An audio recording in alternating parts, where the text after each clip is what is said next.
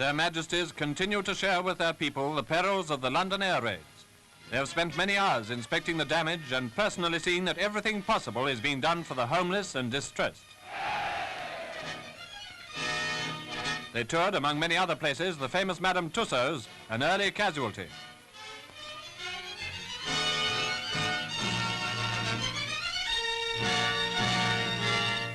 And here are some of the victims rescued after the bombing.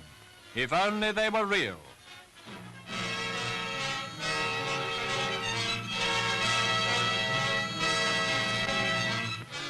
A number of hospitals have been chosen as military targets by the Nazis. The famous Guy's has suffered badly.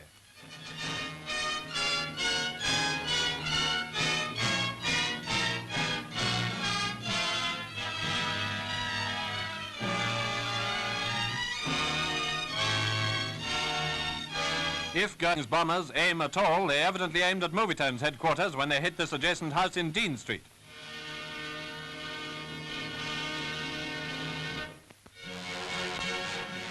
Park Lane has been hit. The Nazi bomb doesn't discriminate between the small house and the stately mansion.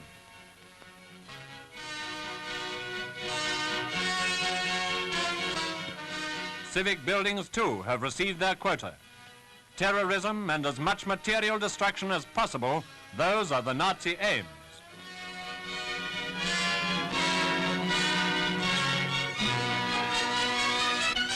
As for Oxford Circus,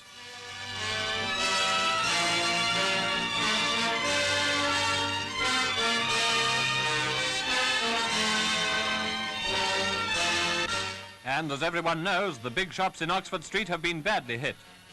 The bombing of places like this may seem terrible. It is in fact shocking, but it certainly won't win the war for Hitler.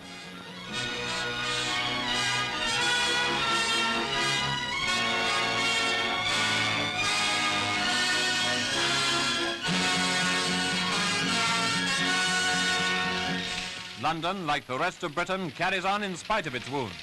The scars will heal, and in the meantime, all praise for the Civil Defence Services who have coped so well with the night raiders' onslaughts.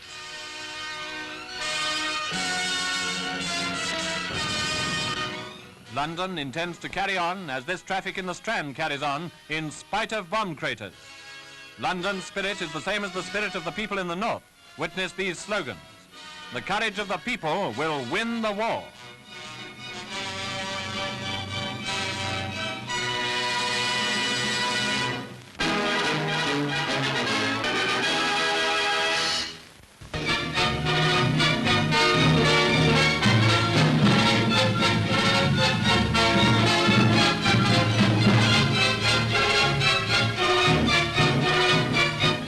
Negotiations between America and Japan were still in progress when the Japanese attack on Pearl Harbor began.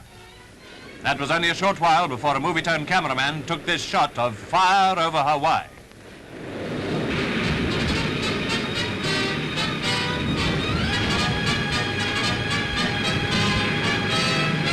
And the Arizona, smashed, sunk and burning on the first day of that treacherous attack which took the Americans completely by surprise. America was not at war, and no danger was thought to be within 1,000 miles of Hawaii.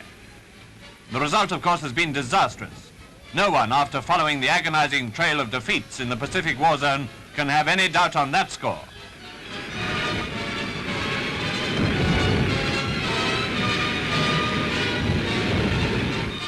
The Japanese bombs did tremendous damage to the immediate strength of America's Pacific air power, as well as to her Pacific sea power, which was based upon Pearl Harbor.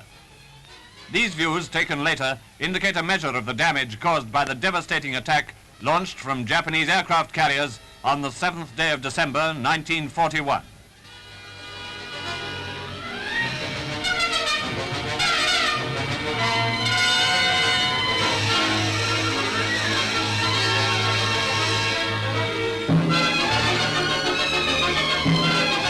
The battleship Oklahoma, 29,000 tons, 10 14-inch guns, launched in 1914.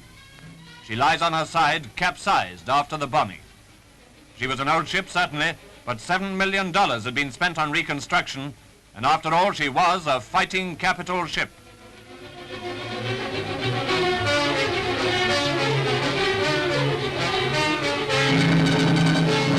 Another victim, but less important, the ex-battleship Utah, launched in 1909 and recently used as a wireless-controlled target ship. The 32,000-ton Arizona again, burnt out now and resting on the bottom, her 14-inch guns still above water.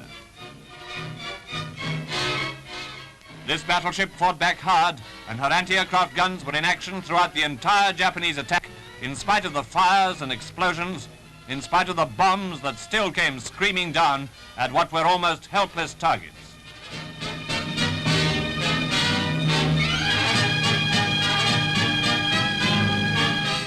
The world knows well enough that Pearl Harbor was taken utterly unawares, but we may never know the individual deeds of heroism aboard the USS Arizona that day.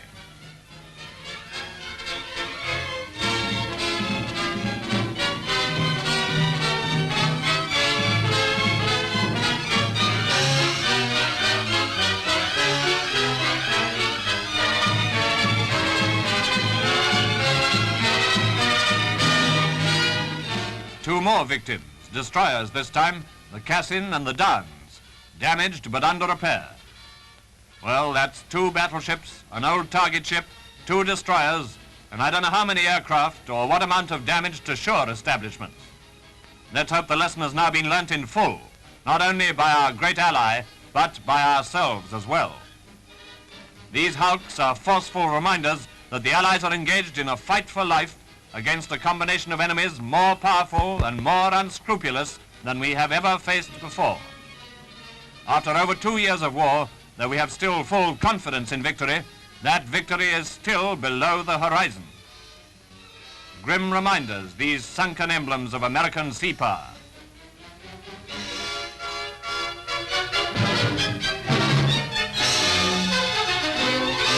Yet even on the day of disaster, American sea power began the process of recovery.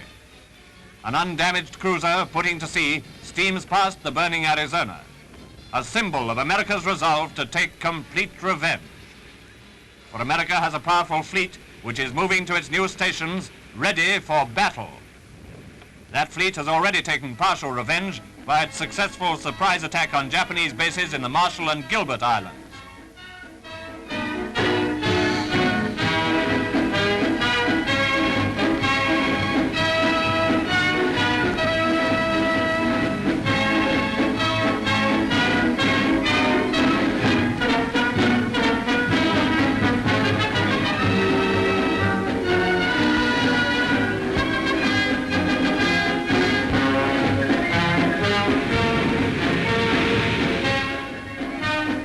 The United States, building the most powerful navy in the world, is gathering strength to steam with us through all the heavy weather that the Allies are certainly running into.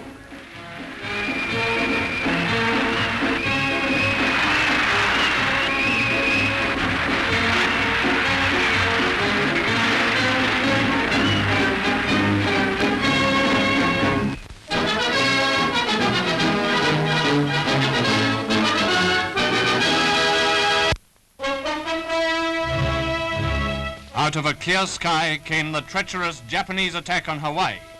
The homes of Waikiki, famous in song, are burning fiercely from the bombs dropped by those planes. The whole world knows now how Japan assaulted the American naval base without warning, without a declaration of war, and while her envoys were actually negotiating in Washington. No wonder the people of Hawaii were bewildered by this sudden, unexpected blow. These pictures show something of how the civil population suffered. As for military and naval damage, that of course is covered by censorship for the same reasons of security which apply in Britain. Naturally, exact details would be very useful to the enemy. Apart from bombing attacks, the Japanese machine-gunned city streets. Here's the proof.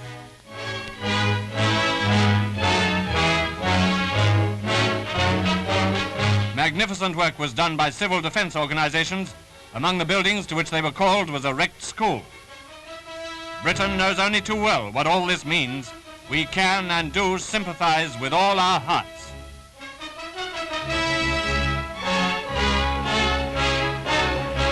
The Japanese used very small two-man submarines in their attack. One of them was beached and captured. But most of the damage appears to have been caused by aircraft.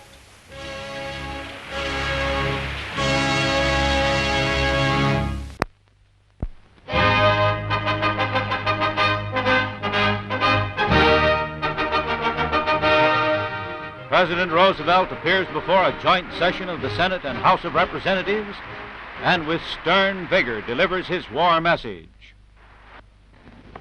December 7th, 1941, a date which will live in infamy. The United States of America was suddenly and deliberately attacked by naval and air forces of the Empire of Japan. The United States was at peace with that nation, and at the solicitation of Japan was still in conversation with its government and its emperor, looking toward the maintenance of peace in the Pacific. Indeed, 1 hour after Japanese air squadrons had commenced bombing in the American island of Oahu, the Japanese ambassador to the United States and his colleague delivered to our Secretary of State a formal reply to a recent American message. It will be recorded that the distance of Hawaii from Japan makes it obvious that the attack was deliberately planned many days or even weeks ago. During the intervening time, the Japanese government has deliberately sought to deceive the United States by false statements and expressions of hope for continued peace. The attack yesterday on the Hawaiian Islands has caused severe damage to American naval and military forces. Yesterday, the Japanese government also launched an attack against Malaya. Last night, Japanese forces attacked Hong Kong. Last night, Japanese forces attacked Guam. Last night, Japanese forces attacked the Philippine Islands. Last night, the Japanese attacked Wake Island. And this morning, the Japanese attacked Midway Island. As Commander-in-Chief of the Army and Navy, I have directed that all measures be taken for our defense, but always will our whole nation remember the character of the onslaught against us.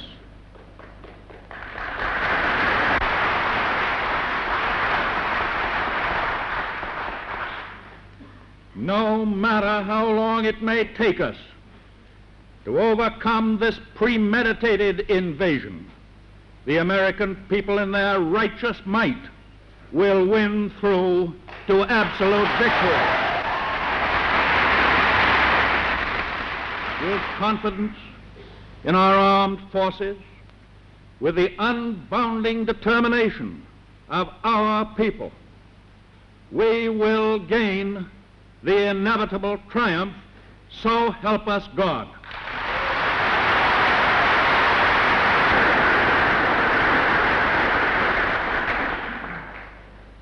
I ask that the Congress declare that since the unprovoked and dastardly attack by Japan on Sunday, December 7th, 1941, a state of war has existed between the United States and the Japanese Empire.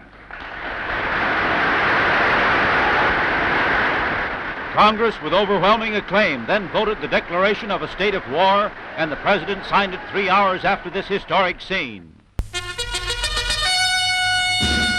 Certainly, however cold we may have felt here at home, we've been living in luxury compared with the men on the Western Front. In spite of snow and biting winds, they've been fighting through it all. Hammering at the Rundstedt salient and beating Rundstedt all along the line, it certainly hasn't been a joyride, quite apart from the very grim battles. News that our own men were on the job, and had been right from the beginning of the time the crisis developed, was only recently released officially. These pictures, taken somewhere between Dinant and Marche, are the first to show British troops taking part in the Battle of the Bulge. The results of that battle can't yet be assessed, but if the enemy's success has in fact been strictly limited, that limitation has been applied by these men and their comrades, British and American. Fighting in the worst weather of the war against the best troops Hitler's got, they're steadily reducing the salient. Field Marshal Montgomery has also been on the job, though that was long an official secret too.